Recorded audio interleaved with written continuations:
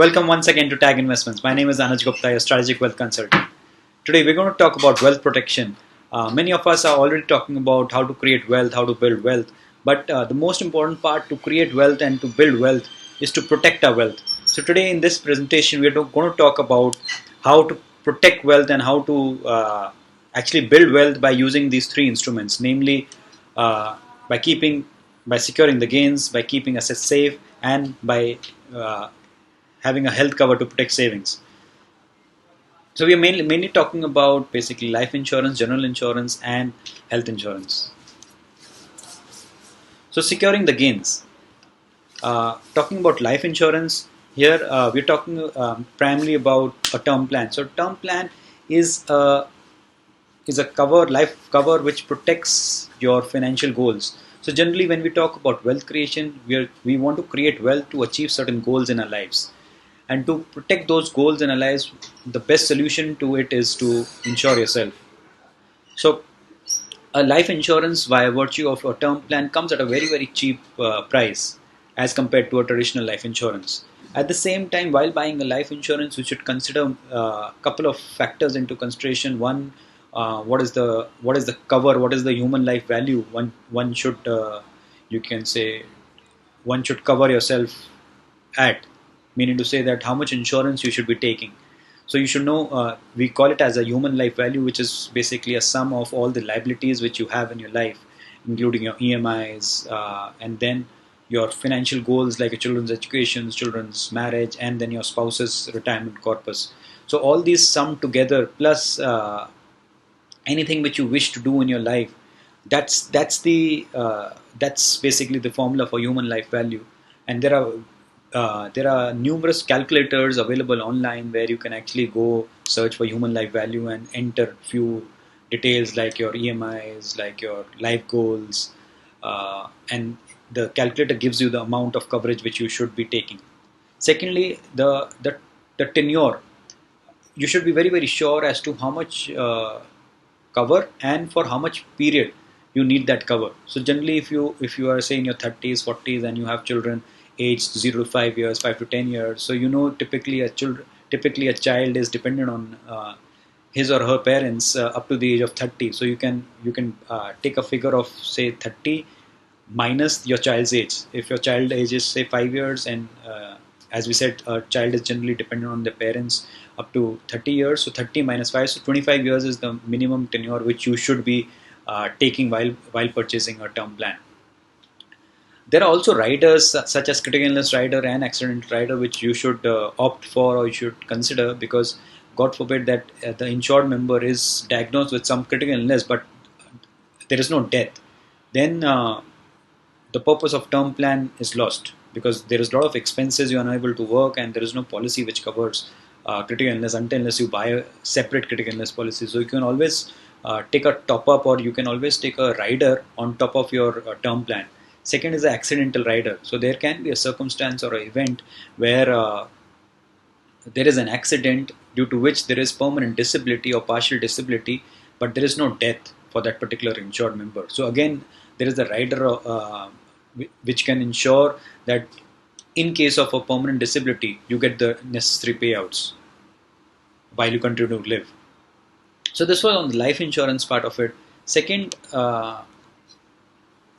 against this slide also, what we like to tell you is that how life insurance helps in wealth building.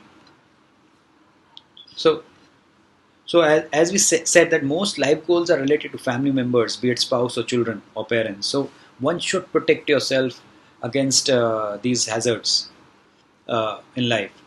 The goals may remain unfulfilled with demise of the earning member. So in case if you are the breadwinner of the family, then it is a must to insure yourself.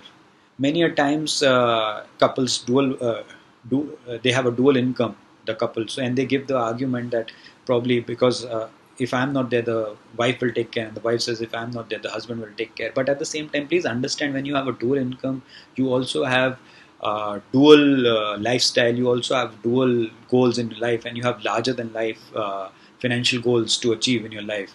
So if God forbid, if there is a subtraction of that income in the total income of the family, uh, God forbid, if one of the members out of the husband or wife is no more, then the financial goals do get suffered. And that is where one needs to understand that if you are a dual income earning couple, then you both need to be insured. Term plan gives financial security to the family. So talking about keeping assets safe. So whether it is cybercrime, we're living in a digital space, whether it is our home insurance, whether when we are traveling. So all these are very, very important aspects to cover. So this comes under non-life insurance ambit. So when we talk about, say, a home insurance, so is one place where we spend almost 40-50% of our initial income or mid-term income in building a house. So home insurance gets very, very critical, because God forbid, if there is fire, there is earthquake, there is some flood due to which the home premises get damaged, and given that you have a home insurance, then there is no problem at all as far as financial security is concerned. Similarly, due to digital transactions which we are doing, there is a lot of cybercrime happening. So there are, you can say, customized policies available through various insurance companies who offer you cybercrime insurance. At the same time, we all travel a lot. So during travel, there can be medical emergencies, there can be loss of baggages. So travel insurance comes handy that time. So that is how we say how general insurance helps in wealth building. Now, health cover. Now, this is very, very important. I would say the most important part when it comes to protection and wealth protection. So, so we have this whole whole population who are into service sector, and every employer is giving them additional benefit of health insurance cover, and that is where the penetration of retail participants in health insurance is very, very low, because the service class people, they feel that because they have a health insurance cover from the employer, and they are here to stay into the service sector forever, they don't end up taking a retail policy for themselves. But at the same time, we generally advise each individual to actually take a health insurance cover, irrespective of whether you're covered from your uh, employer or not.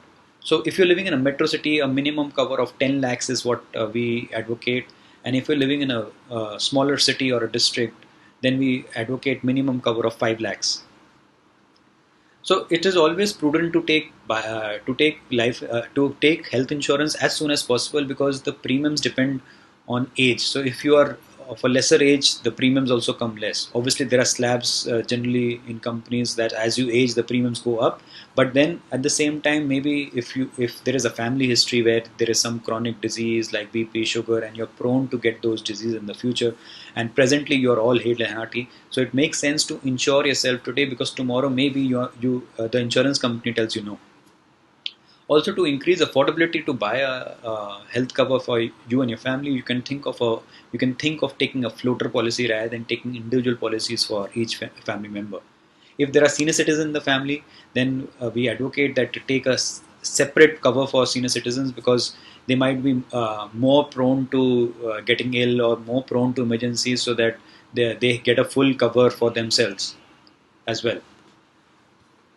And last but not the least, as we said, that you already, if you are into service, you might have a corporate cover. But then, for those who feel that they don't need a retail health policy, so we suggest them to take a top-up policy. And there are a lot of top-up policies available in the market, where you can convert them into a base policy whenever you want. So, given that tomorrow, after 4 years, 5 years, 10 years, you leave your job, and with leaving a job, your health insurance benefits also uh, go zero.